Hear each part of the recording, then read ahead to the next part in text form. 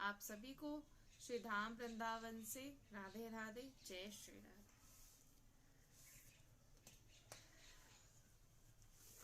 जब इस भगवत मार्ग में कदम बढ़ाए जाते हैं तो बहुत सी चीजें जो हैं वो साधक को सहन करनी पड़ती हैं।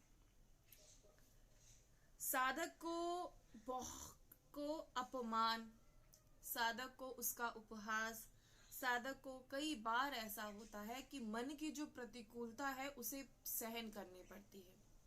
और जो ये काम वासना है ये बार बार आकर साधक को तपाती है और साधक का इन सभी प्रतिकूलताओं को सहते हुए आगे बढ़ते रहना चाहिए। साधक बहुत बार घबरा जाता है कि जब उसके भीतर काम आता है वो घबरा जाता है।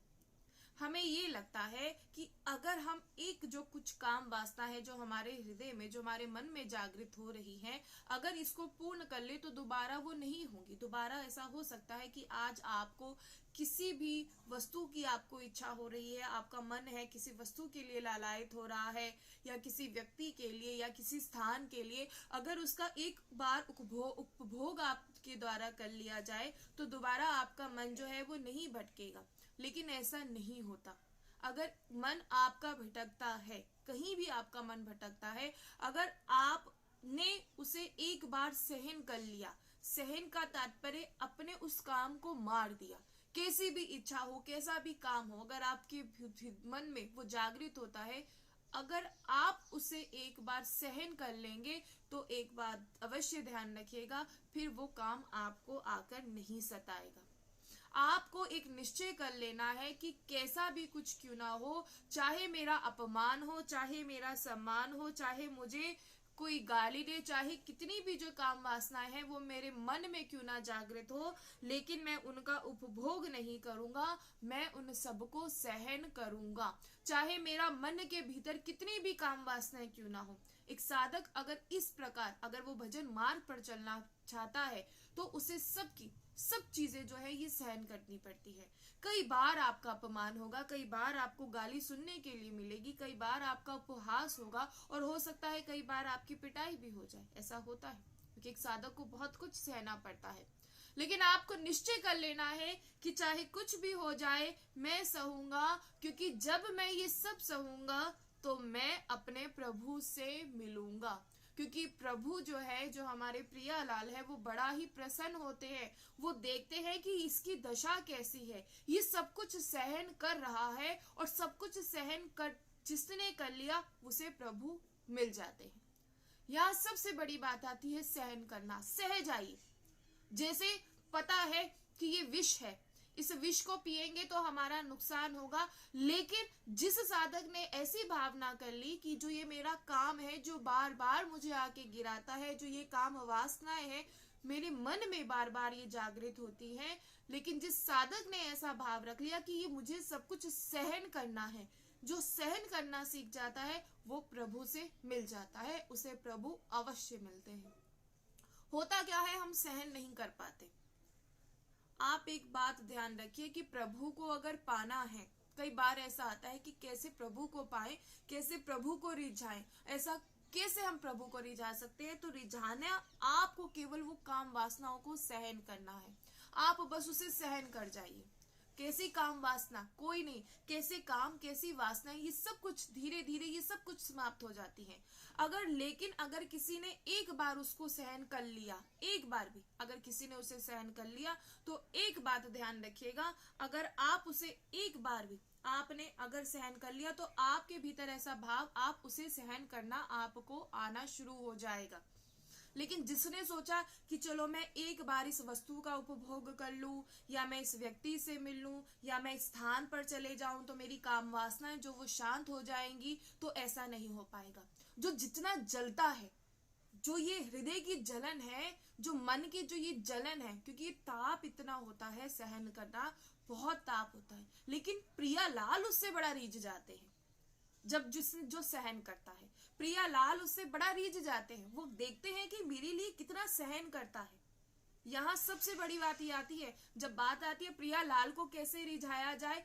क्या कभी आपकी ऐसी बात ऐसे मन में आपका ऐसा भाव आया है कि मुझे प्रिया लाल से मिलना है, मुझे अपनी लाडली जू से मिलना है, अगर ऐसा भाव आपके भीतर है तो आपको ये सब कुछ सहन करना पड़ेगा। और जो सहन करेगा तो भगवत कृपा से आपके ऊपर किसी भी फिर द्वंद्व का प्रभाव नहीं पड़ेगा, किसी भी द्वंद्व का प्रभाव नहीं पड़ता।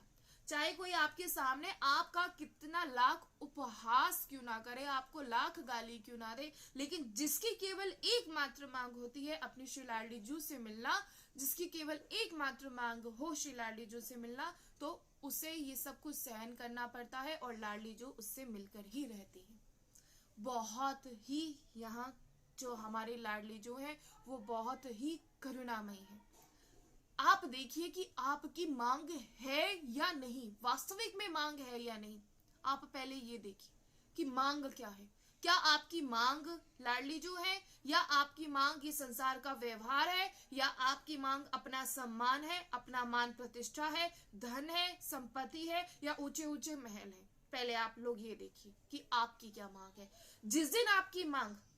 जिस दिन मांग केवल लाडली जू हो जाएंगी, उस दिन याद रखिएगा दूर नहीं है लाडली जू आपसे, दूर नहीं है। भूख होनी चाहिए। जब भूख होती है, एक भूख अपने भीतर सबको होनी चाहिए। कौन सी भूख? कि मिलना है। किससे मिलना है? लाडली जू से मिलना है। और जो ये हमें, जो हमारी वासनाएं हमें बार बार गिरा देती हैं, ये एक बार, दो बार, तीन बार, लेकिन जब आप सहन करेंगे तो ये आपको नहीं हराएंगी, ये आपको नहीं पराजित करेंगी। और जो अपनी वासनाओं को, इन सभी को, अपनी सभी इच्छाओं को मारना सीख जाता है, जो इस ताप को सहता है, जब साधक जलता है, तो एक बात ध्यान रखिए, जलने के बाद एक बार शुरू में हृदय में जलन बहुत होती है। हम ये नहीं कहेंगे कि जलन नहीं होती।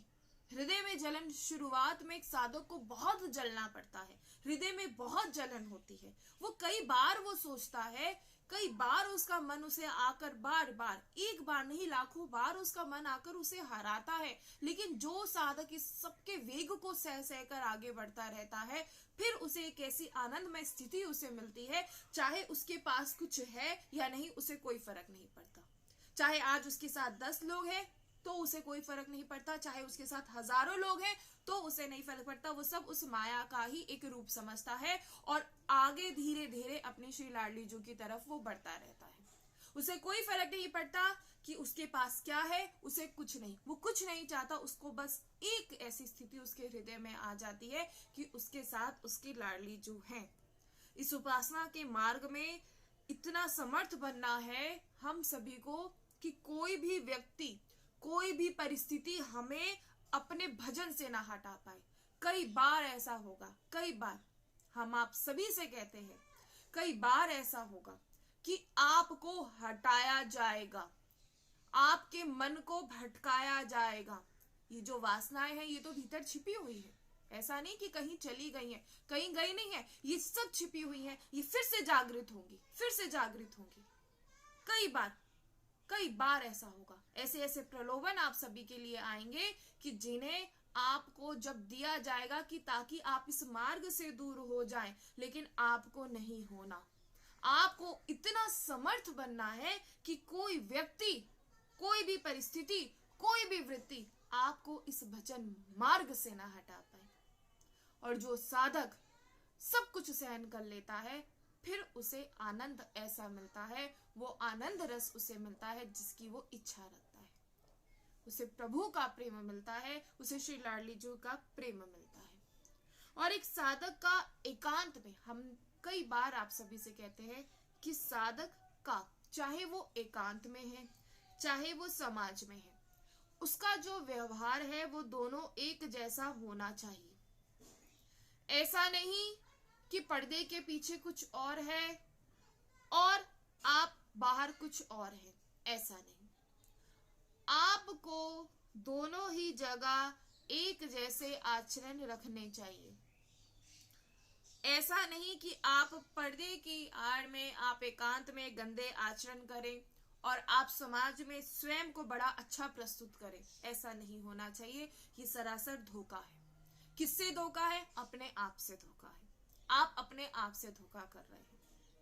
आप सोचें कि मैं सामने कैसा भी, इस समाज में कैसा भी हम प्रस्तुत हो जाएंगे, हमारा बड़ी मान होगा, हमारा प्रतिष्ठा होगी, लेकिन आप एक बात ध्यान रखिए, आप खुद से धोखा कर रहे हैं। खुद से कैसे धोखा कर रहे हैं? आप ये नहीं जानते कि आपके हृदय में बैठे वो प्रभु आपको देख रहे हैं। चाहे आप अच्छे आचरण कीजिए, चाहे आप गलत आचरण कीजिए।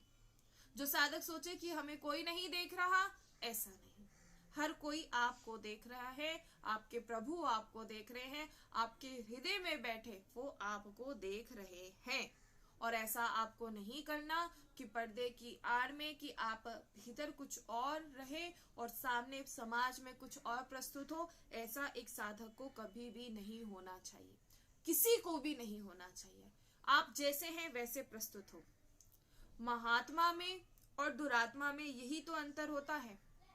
महात्मा के मन, वचन और कर्म समानता पाई जाती है, वो एक जैसे होते हैं। लेकिन दुर्मात्मा है, जो दुष्ट व्यक्ति है, वो सोचते कुछ और है, बोलते कुछ और है और करते कुछ और है। ये दुष्ट आत्मा होती है। इसीलिए सबसे बेहतर है कि आप महात्मा बने, ना कि आप दुष्ट आत्मा बने। क्योंकि दुष्ट आत्मा क्या है कि सामने किसी को कैसा भी प्रस्तुत कर दे, ऐसा आपको नहीं होना चाहिए। अब आपकी जो प्रीति है, आपकी जो अपने श्री हरि से प्रीति है, प्रभु से जो आपकी प्रीति है, उसके साथ साथ आपको अपने गुरु में अनुराग होना चाहिए। परंतु साथ ही यदि गुरु में निष्ठा है, लेकिन आप गुरु में निष्ठा होने के साथ आपको उनमें प्रीति, किसी जैसे जो भगवत जो है, जो भजन मार्ग पर चलते हैं, उनमें आपको प्रीति नहीं है, सद्भाव नहीं है, तो आप सच्चे भक्त कहलाने के अधिकारी नहीं हैं। सच्चा भक्त वही होता है जिनको भक्तों में, वो जो हर एक भक्त में अपने प्रभु को देखता है। क्योंकि हमने आपसे कई बार बोला है कि जो प्रभु का प्रकट स्वरूप है वो प्रभु के भक्त हैं। भक्ति देवी जो है, उनका प्रकट स्वरूप जो है वो भक्त है। जब तक आप भक्तों में भाव नहीं रखेंगे, तब तक आप भगवान को नहीं पाएंगे। क्योंकि भगवान के श्री मुख के वचन है कि भगतन बिनु हो ना मिलो, हरि ना कही पुकार, मो सुमृत सेवत नहीं, डूबे गो मझधार। कि जो मेरे भक्तों में निष्ठा नहीं रखेगा वो मुझे नहीं पा पाएगा। अब कई बार ऐसा प्रश्न आता है आप लोगों का कि हम कैसे जाने कि कौन सच्चा भक्त है, क्योंकि यहाँ बहुत सारे द्वंद्व है, बहुत सारे दिखावा है। क्योंकि कई बार ऐसा होता है कि व्यवहार संसार के सामने कुछ जैसे खुद को कुछ और प्रस्तुत किया जाता है, लेकिन वास्तविक में वो खुद कुछ और होते हैं। कई बार ऐसा होता है कि जब आप जब किसी पर विश्वास करते हैं, जिसे भक्त मानते हैं, लेकिन अगर आप कुछ ऐसा देखते हैं तो आपको बड़ा दुख होता है। तो भगवान का जो, प्रभु का जो भजन है, प्रभु का जो प्रेम, उस पर कहीं ना कहीं आपको विश्वास जो है वो कम हो जाता है। क्यों? क्योंकि ऐसा इसीलिए है क्योंकि आप वहां जब ढूंढने, हमने आपसे कई बार कहा है कि आप एक भक्त को प्रभु के प्रिय की दृष्टि से देखें कि वो प्रभु का प्रिय है, वो कैसा भी है। आपको दोष दृष्टि नहीं रखनी, क्योंकि अगर आप दोष दृष्टि रखेंगे तो आप किसी पर भी विश्वास नहीं कर पाएंगे। आप लोग क्या करते हैं कि कई बार आप भक्तों से मिलते हैं, तो जब आप खुद भजन करने लगते हैं, कई बार ऐसा आता है, तो ऐसा लगने लगता है, हमारे मन में ऐसा भाव आ जाता है कि ये क्या भक्त, ये क्या भजन करना जानता है, ये कुछ नहीं जानता, इन्हें कैसे पता कैसे सेवा होती है, इनसे अच्छी सेवा तो हम करते हैं, इनसे अच्छा तो नाम जप हम करते हैं। जहां ऐसा भाव आएगा वहीं आपका पतन हो जाएगा। आपको किसी के लिए भी कोई दोष दृष्टि नहीं रखनी। प्रभु के भक्त हैं, जो प्रभु का नाम जपते हैं, वो प्रभु के भक्त हैं, वो प्रभु के प्रिय हैं। एक बात आप सभी ध्यान रखिए, जो प्रभु का नाम जपते हैं वो सभी प्रभु के प्रिय हैं, और जो प्रभु के प्रिय हैं आपको उनके लिए कोई दोष दृष्टि नहीं रखनी, और ये दोष दृष्टि तो आपको किसी के लिए भी नहीं रखनी है। इसीलिए यहाँ स्वयं प्रभु कहते हैं कि अगर मुझे पाना चाहते हैं तो आपको उनके भक्तों से प्रीति करनी होगी, क्योंकि जब तक आप उनके भक्तों से प्रीति नहीं करेंगे तब तक आप श्री हरि से प्रीति नहीं कर पाएंगे। एक दृष्टांत आता है, एक पटना वाली बाई जी का। एक पटना वाली बाई जी जो थी बहुत ही वृद्धा थी, बहुत ज्यादा बूढ़ी थी। उनकी कोई भी संतान नहीं थी। वो संतों में बहुत भाव रखती थी, संतों की बहुत ज्यादा सेवा करती थी। और एक बार जो संत थे उन बुढ़िया माई के घर आए, तो जो बुढ़िया माई थी उन्होंने उनका बड़ा सत्कार किया। और जब वार्तालाप की तो उन्होंने संत जो थे जो उनके यहाँ आए थे तो उनसे खेद प्रकट करते हुए कहा कि मुझे तो सब सुख मिला लेकिन मुझे संतान नहीं मिली। संत ने दया करके उन बुढ़िया माई को श्री बाल मुकुंद भगवान का एक श्री विग्रह देकर कहा कि ये तुम्हारे आज से पुत्र हैं। तुम्हारा जो एक खेद है कि तुम्हें कभी संतान की प्राप्ति नहीं हुई, तो आज से ये तुम्हारे पुत्र हैं। तुम इनकी सेवा करो, इनसे खूब प्रेम लाड़ लड़ाओ, तो ये तुम्हारी जितने भी मनोरथ होंगे वो पूर्ण करेंगे। बुढ़िया बड़ी प्रसन्न हुई और उन जो श्री बाल मुकुंद भगवान का जो विग्रह था, शिव विग्रह था, जो संत उन्हें देकर गए, तो बुढ़िया माई उनकी बहुत सेवा करती थी। जैसे बच्चे को पालते हैं उसी प्रकार उन्हें बाल मुकुंद के विग्रह को रखती थी, उनसे लाड़ लड़ाती थी और उनको अपने पुत्र की दृष्टि से ही देखती थी। एक बार क्या हुआ कि गांव में बहुत ज्यादा शोर हुआ कि जो भिगवा जो बच्चों को उठाकर ले जाता है कि वो आया है। अब बुढ़िया माई को बड़ा ही डर लगने लगा कि कहीं ऐसा ना हो कि जो भिगवा आया है कहीं वो मेरे बाल मुकुंद को ना ले जाए। और बहुत ज्यादा शोरगुल हुआ रात को गांव में कि जो भिगवा है वो एक बच्चे को उठाकर ले गया। अब बुढ़िया माई अपने साथ ही जो बाल मुकुंद का शिव विग्रह था अपने साथ ही सुलाती थी, जैसे अपने पुत्र को सुलाते हैं। तो जो बाल मुकुंद थे वो उस जो पलंग था उससे वो नीचे गिर गए। अब बुढ़िया माई को लगा, क्योंकि बाहर शोरगुल हो रहा था कि कोई वो बिगवा आया है, किसी के बच्चे को उठाकर ले गया। और बुढ़िया माई जोर जोर से रोने लगी, क्योंकि अंधेरा था, वो बाल मुकुंद को देख नहीं पाई कि वो नीचे गिरे हैं। और वो जोर जोर से रोने लगी कि हाय मेरे बाल मुकुंद को, हाय हाय मेरे बाल मुकुंद को बिगवा ले गया। और भगवान के उनके जो ये वात्सल्य भाव था, भगवान इतना रीझे उनसे कि वो प्रकट हो गए और उनसे कहा कि मैं आपकी सेवा से मैं बड़ा ही प्रसन्न हुआ, आपके इस वात्सल्य भाव से मैं बड़ा प्रसन्न हुआ, तो मुझसे कुछ आप वरदान मांगिए। तो बुढ़िया माई ने कुछ नहीं मांगा, उनको बस इतना कहा कि मुझ पर ऐसी कृपा करें कि मेरा जो बाल मुकुंद है वो मुझे वापस दे दीजिए और कभी कोई बिगवा उससे मुझसे दूर ना ले जाए। बस इतना ही कहते ही जो बाल मुकुंद का जो प्रभु जब प्रकट हुए वो फिर से शिव विग्रह में फिर से तब्दील हो गए और बुढ़िया माई के साथ रहने लगी। तो ऐसी होती है हरि सेवा और ऐसा होता है हरि प्रेम। ये नहीं कि हम दिखाते तो ये हैं कि प्रभु आपसे प्रेम करते हैं, हम दिखाते हैं कि आपके लिए हमारा बड़ा प्रेम है, लेकिन मन में हमारे कुछ और होता है, तो ऐसे कभी प्रभु नहीं मिलते। प्रभु आपके सच्चे भाव से रीच कर ही मिलते हैं। तभी हम आप सभी से कहते हैं कि आपको चाहे कितना भी कुछ सहन ना करना पड़े, आप सहन करते जाइए, क्योंकि जब आप सहन करेंगे तभी प्रभु आपसे रीझेंगे।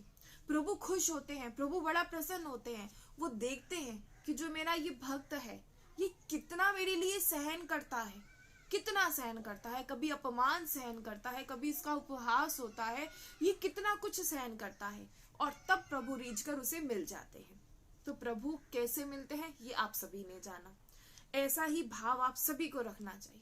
और आप सोचें कि हमारा कैसे होगा कि अगर हम प्रभु पर विश्वास, कि ऐसे विश्वास रखने से क्या होता है, तो विश्वास रखने से बहुत कुछ होता है। कि हम विश्वास रखेंगे तो क्या प्रभु हमें मिल जाएंगे? जी, प्रभु आपको बिल्कुल मिलते हैं। और जो झूठा ही बोलते हैं कि नहीं हम प्रभु आप पर विश्वास है, हम तो प्रभु के जो भक्त हैं, जो झूठा बोलते हैं, तो प्रभु सबको जानते हैं। ऐसे ही एक संत था, एक सेठ था। वो सेठ बहुत ही लोभी व्यक्ति था और उस सेठ के पास बहुत ही ज्यादा धन था। तो एक बार क्या हुआ कि उनके उस सेठ का जो उसके पास बहुत ज्यादा धन था, तो क्या हुआ, उसका सारा धन चले गया और वो सेठ बड़ा ही परेशान हुआ। तो किसी संत ने उससे कहा कि तुम साधु सेवा करो। अब वो संत जो था वो साधु जो सेठ था वो साधु सेवा करने लगा और समय समय पर प्रभु का नाम जप करता था, भजन करता था। अब क्या हुआ कि फिर से समय का फेर आया। वो जो सेठ था जो गरीब हो गया था, लेकिन उसने साधु सेवा, एक संत के कहने से उसने साधु सेवा करनी शुरू करी।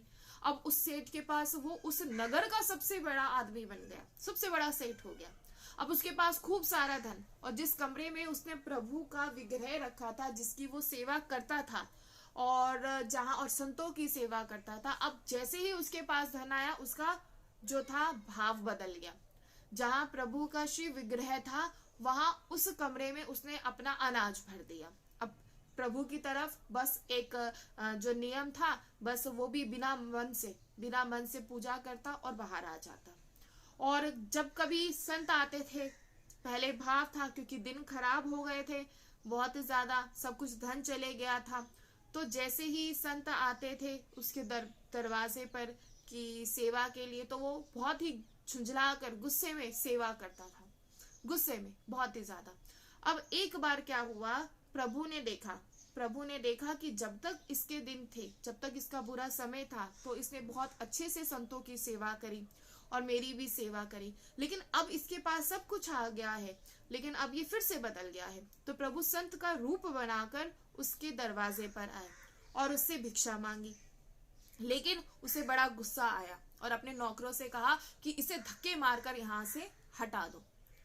अब प्रभु को धक्के मारकर हटा दिया। अब प्रभु को जब हटाया है, प्रभु तो लीलाधारी है, तो प्रभु उसके घर गए और उसी का भेष बनाकर गए और उसके घर में जाकर कहा कि अभी मेरा रूप धारण कर कर एक ठग आएगा और वो कहेगा, और वो कितनी बार, लाख बार क्यों ना कहे कि मैं ही इस घर का मालिक हूँ, मैं ही तुम्हारा पिता हूँ, तो तुम मत मानना। ठीक है। अब सेठ आया अपने घर पर, तो जैसे ही आया तो उसके बेटों ने उसे धक्के मार के घर से बाहर निकाल दिया। वो लाख बार रोता रहा, कई बार चिल्लाया कि मैं ही तुम्हारा पिता हूँ, मैं ही इस घर का मालिक हूँ, लेकिन उसके बच्चे और उसके पत्नी ने नहीं माना और उस सेठ को धक्के मार के बाहर निकाल दिया। अब वो सेठ जब सेठ बाहर निकला तो वो जंगल के आगे गया, जंगल की तरफ गया और चुपचाप एक वृक्ष के नीचे बैठकर रोने लगा। अब वही संत, यह जो प्रभु ने जो रूप धारण करके उसके दरवाजे पर भिक्षा मांगने के लिए आए थे, तो संत जो प्रभु थे उनसे मिले सेठ से और उसे समझाया कि ये तुम्हारे ही भाव का बदला है। जब तुम्हारे दिन जब अच्छे नहीं थे, जब तुम्हारा बुरा समय था, तो तुमने बहुत अच्छे से संत सेवा की और मेरी भी सेवा करी, लेकिन जैसे ही तुम्हारे दिन अच्छे हुए तो तुम मुझे भूल गए और मुझे भी भूल गए। और सबसे बड़ी बात, जो मेरे साधु हैं, जिनमें जहां मैं वास करता हूँ, जो प्रभु हैं, वो साधुओं के हृदय में, संतों के हृदय में, भक्तों के हृदय में प्रभु वास करते हैं और उनका तुमने अपमान किया। मैं एक बार को अपना अपमान जो है मैं सहन कर सकता हूँ, लेकिन अगर मेरे भक्तों का कोई अपमान करे, लेकिन अगर मेरे भक्तों को कोई कुछ कहे, तो वो मुझसे बर्दाश्त नहीं होता, क्योंकि मैंने अपने भक्तों को प्रेम दिया है और जिससे मैं अपना प्रेम दे देता हूँ, मैं उसके अधीन हो जाता हूँ।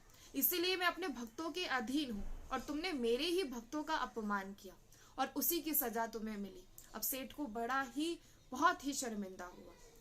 इसीलिए हम आप सभी से कहते हैं, ऐसा नहीं कि अगर आज आपके दिन अच्छे हैं, अगर आज आपके जीवन में बहुत सी अनुकूलताएं हैं, तो आप अपने प्रभु को भूल जाएं, और अगर प्रतिकूलता है तो प्रभु पर दोष लगाने लग जाएं, प्रभु पर आरोप लगाएं।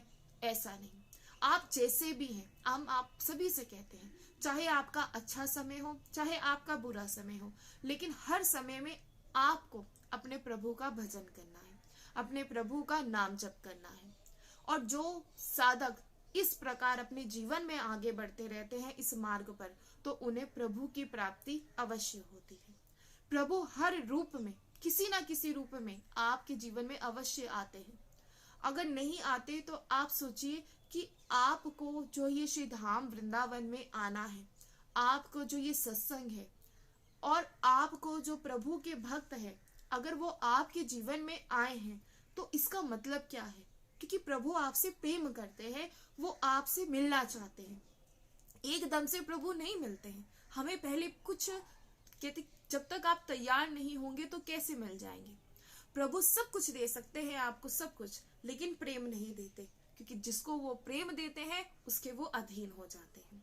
भक्तों के पास आप कभी सोचे, कई बार आप लोगों को ऐसा लगता है कि जो भक्त है उसके जीवन में कितनी प्रतिकूलताएं हैं, जो भक्त है उसे कितना सब कुछ सहन करना पड़ता है, ये भक्त है इसकी कैसी दशा है। नहीं, ये आप लोगों की दृष्टि में ऐसा है, प्रभु की दृष्टि में नहीं, वो भक्त की दृष्टि में नहीं, क्योंकि वो जानता है उसे तैयार किया जा रहा है। इसीलिए कभी भी ऐसा मत सोचेगा कि आज भजन किया है और आज से ही मन जो है वो बहुत जल रहा है, आज भजन किया है तो जीवन में कुछ गलत हो गया। कई बार ऐसा होता है, कभी ऐसे मत सोचेगा। ये जीवन में अगर आप कुछ खोते हैं, चाहे आपका धन है, चाहे संपत्ति है, कुछ भी है, अगर आप खोते हैं, क्या वो आपके प्रभु से बढ़कर है? और हमें इस मार्ग पर आगे जब बढ़ रहे हैं तो ये सब चीजें हमारे लिए कोई मायने नहीं रखनी चाहिए। अगर ये कुछ आपके लिए मायने रखेगा तो प्रभु आपके लिए नहीं। फिर तो वही वाली बात है कि पर्दे के पीछे तो आप कुछ और है और पर्दे के समक्ष आप कुछ और प्रस्तुत हो रहे हैं। आप जैसे भी हैं, जैसे भी, आपको बस अगर अपनी मांग केवल, जिसकी मांग केवल प्रभु है, तो उसके लिए कुछ भी मायने नहीं रखना चाहिए, कुछ भी। और कभी भी ये मत सोचिएगा कि मेरे को बार बार, मेरे में ऐसा भाव नहीं, हम में ऐसा भाव नहीं, मुझे बार बार, मेरे अंदर बहुत सारे काम, मेरे अंदर बहुत सारी इच्छाएं हैं, बहुत सारी वासनाएं हैं, ये मुझे गिरा देंगी। कोई बात नहीं, इन्हें आप सहन कीजिए। एक बार भी अगर आपका मन किसी ऐसी वस्तु की इच्छा करता है, अगर एक बार भी मन में कोई अगर इच्छा आती है, तो हम सच्ची बता रहे हैं, उस मन की आपको सुनना ही नहीं। अपने मन का जो वेग, जो ताप है, उसे आप सह जाइए। आप सहेंगे, आपका हृदय जलेगा, लेकिन जब ये सब स्थितियों से सबसे आप दूर हो जाएंगे तो जो आनंद रस है वो आपके भीतर अवश्य आएगा। आप सब कुछ अपने प्रभु पर छोड़िए, सब कुछ। क्या प्रभु करते हैं? सच्ची में करते हैं, सच्ची में करते हैं, बहुत कुछ करते हैं, बहुत कुछ।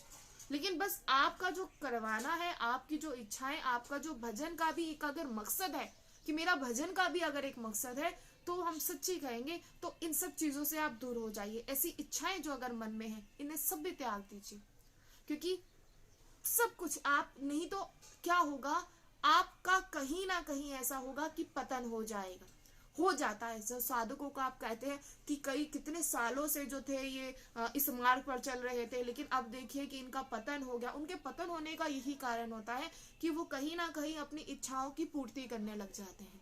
नहीं करनी, कोई इच्छाओं की पूर्ति नहीं करनी। हमारी केवल एकमात्र इच्छा होनी चाहिए, और वो क्या है? अपने प्रभु से मिलना, अपने प्रभु का प्रेम पाना। आज तक इस संसार में आपने किसी ना किसी को प्रेम का माध्यम समझा है कि अगर ये व्यक्ति मेरे साथ होगा या ये वस्तु, किसी ना किसी को आप प्रेम का माध्यम समझते हैं कि इससे मुझे प्रेम मिलेगा। लेकिन हम आप सभी से कहना चाहेंगे, जो वास्तविक में प्रेम आपको मिलेगा वो प्रभु से मिलेगा।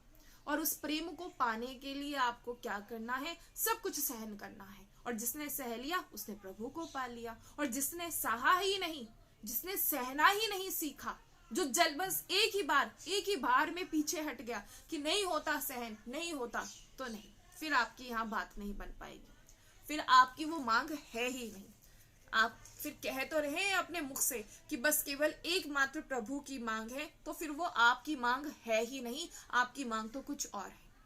इसलिए इस बात को आप सभी समझिए। ये रोजाना जो आपको समझाना है, ये इसीलिए समझाना है कि कई बार आपके हृदय में ऐसे, कई बार आपके मन में बहुत सारे प्रश्न होते हैं, कई बार मन जलता है, कई बार ऐसा होता है, तो और इसीलिए हम आपको रोजाना समझाते हैं, ताकि किसी का तो कल्याण हो। नहीं तो इस जीवन में सभी अपना जीवन व्यतीत कर रहे हैं, सभी आज सब अपने जीवन में व्यस्त है, कभी कोई कहीं तो कोई कहीं। लेकिन क्या आप जो अपने जीवन का समय नष्ट कर रहे हैं, क्षण क्षण, एक आप कहते ना कि अभी बहुत समय है, कोई समय नहीं, एक एक क्षण आपका नष्ट हो रहा है, एक एक क्षण। इसीलिए समझिए, उस समय को नष्ट मत कीजिए। ये जो समय है ये प्रभु ने आपको दिया है, आपको प्रभु को याद करना है।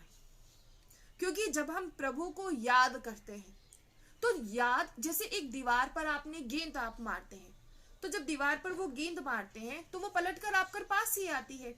तो ऐसे ही जब आप प्रभु को याद करते हैं तो याद पलटकर जब आएगी तो वो दया हो जाएगी, तो आपके भीतर वो दया भाव आ जाता है। और दया भाव जिसके भीतर होता है वो प्रभु का अत्यंत प्रिय होता है। और जिसके भीतर ये बड़ा सम्मान, ये मान प्रतिष्ठा होती है, वो प्रभु का प्रिय नहीं होता, वो हो ही नहीं सकता। उसे चाहे कितना मान मिल जाए, उसे कितना सम्मान मिल जाए, उसकी कितनी मान प्रतिष्ठा हो जाए, उसको चाहे कितना भी धन मिल जाए, चाहे कितने बड़े बड़े महलों में वो क्यों ना बैठ जाए, लेकिन उसे प्रभु का प्रेम नहीं मिल सकता। इसलिए समझिए, आपके साथ हर बार आपको डराना नहीं है। आप सभी का समय नष्ट हो रहा है। हम आपको डराना नहीं चाहते कि हम आपको डरा रहे हैं, हम आपको सच्चाई बता रहे हैं। आप सच्चाई जानिए। आपका एक एक क्षण नष्ट हो रहा है, और इस क्षण को, इस समय को आप कैसे बचा सकते हैं? प्रभु का भजन करके बचा सकते हैं, प्रभु का नाम जप करके बचा सकते हैं। और जितना हो सके मन में कैसी भी इच्छाएं हो, कैसी भी, उन सभी इच्छाओं को नष्ट कर दीजिए। जिसने एक बार आप इच्छा को, अगर आपने एक बार अपने मन की नहीं सुनी ना, तो आपका मन जान जाएगा कि अब ये मेरे झांसे में नहीं आने वाला। जैसे कई बार क्या होता है, आपको कभी आपके जीवन में कोई बड़ा ही मूर्ख बना रहा होता है, और आप उस व्यक्ति पर बड़ा ही विश्वास करते हैं कि मैं इस पर बहुत विश्वास करता हूं, लेकिन वो आपको व्यक्ति मूर्ख बनाता है। लेकिन किसी दिन जब आपको पता लग जाता है कि ये तो मुझे मूर्ख बना रहा है, मैं इसकी बात क्यों सुनूं, ये मुझे मूर्ख बना रहा है, मेरा समय नष्ट कर रहा है और मेरा ये उपयोग कर रहा है, तो आप उस व्यक्ति का तुरंत साथ छोड़ देते हैं।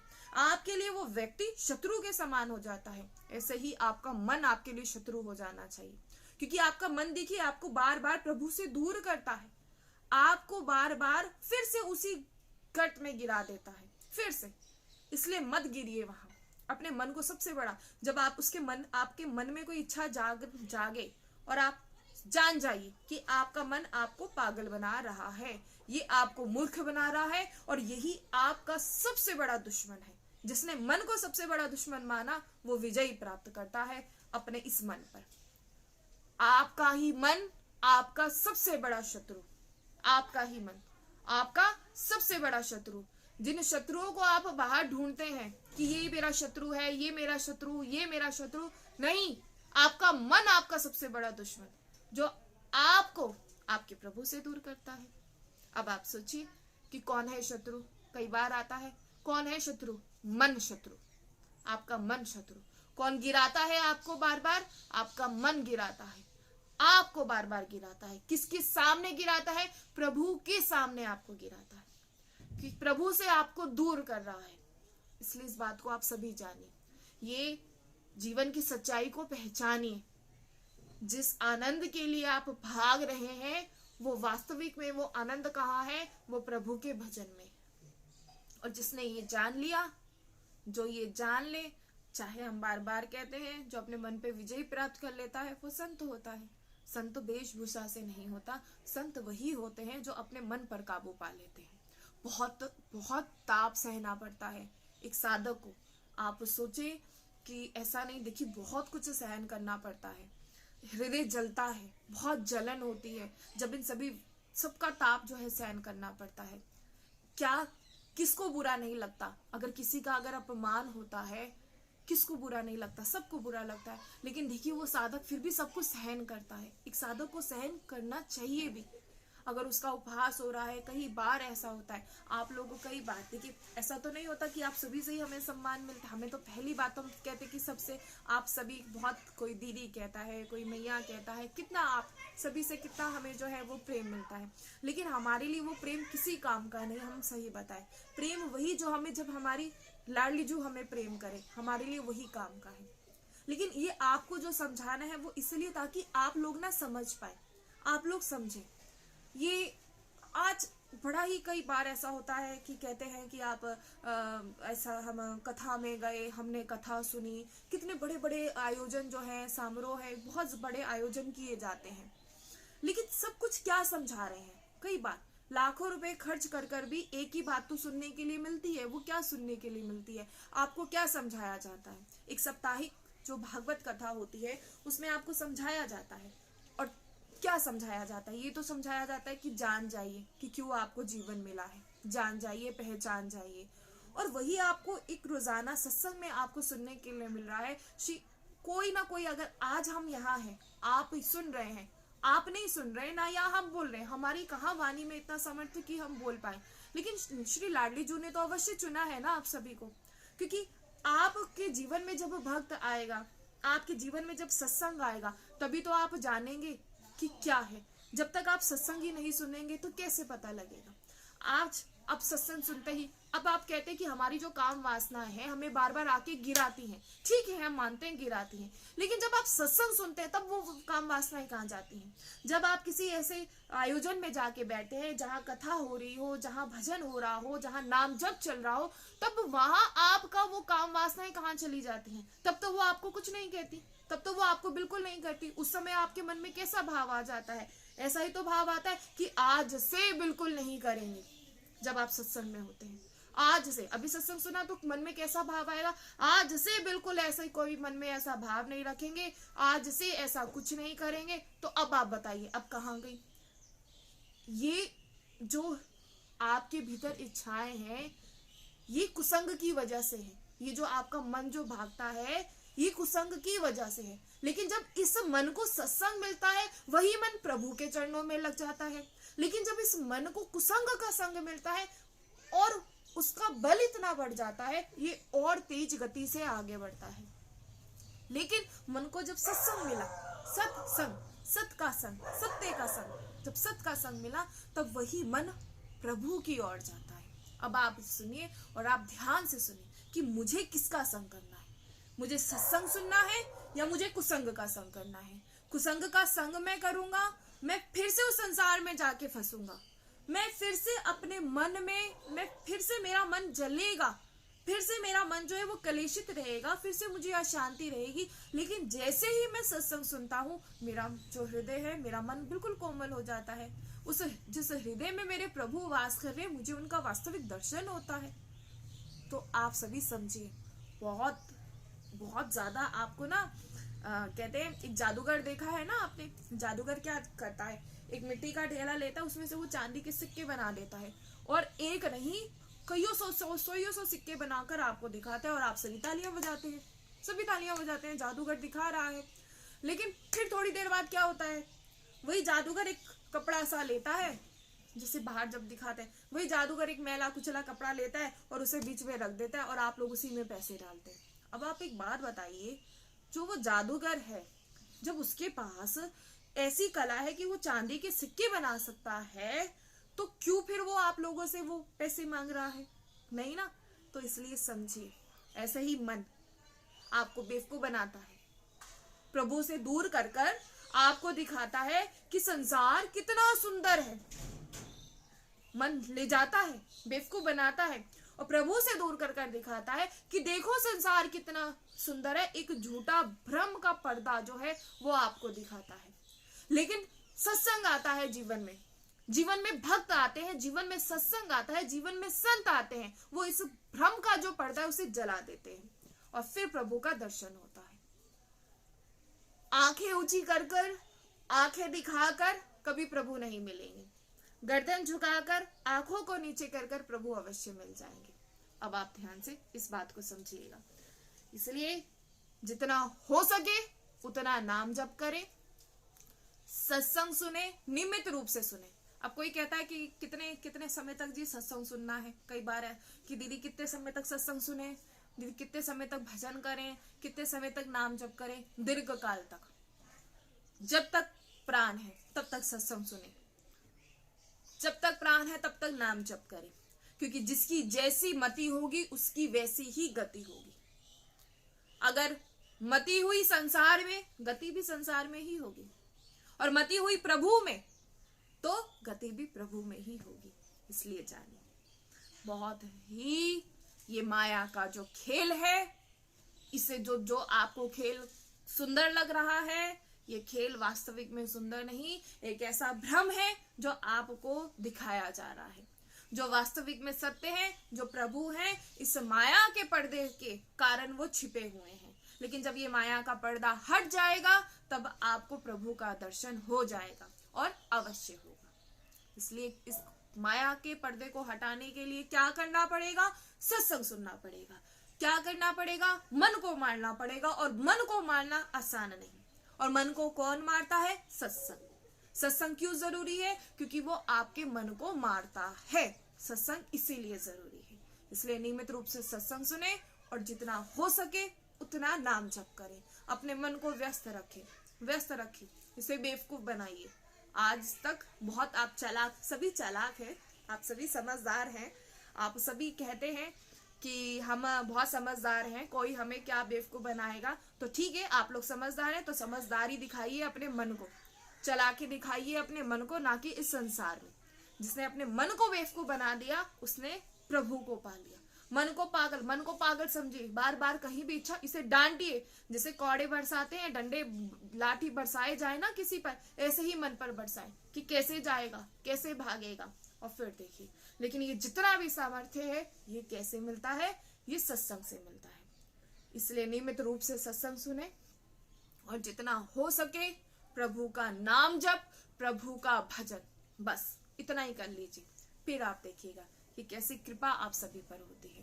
और श्री धाम वृंदावन अवश्य आए, बार बार आप सभी से कहते हैं। समय नहीं, समय निकालिए, ऐसा समय निकालिए कि श्री धाम वृंदावन अवश्य आए। जब आप श्री धाम वृंदावन आएंगे ना, तो प्रभु की कृपा आपको समझ में आएगी। प्रभु की कृपा कभी ना कभी तो एक बार ऐसी दृष्टि प्रभु की आप सभी पर पड़ेगी कि आपका जो हृदय है, वो जो मन है, वो परिवर्तित हो जाएगा। संतों के दर्शन, भक्तों का संग, रसिक जनों का संग, यही आपको आपके प्रभु से मिला सकता है। क्योंकि जहां आप रहते हैं, क्यों हम बार बार आप सभी से कहते हैं धाम में आने के लिए? क्योंकि जहां आप रहते हैं वहां भजन का बल है ही नहीं।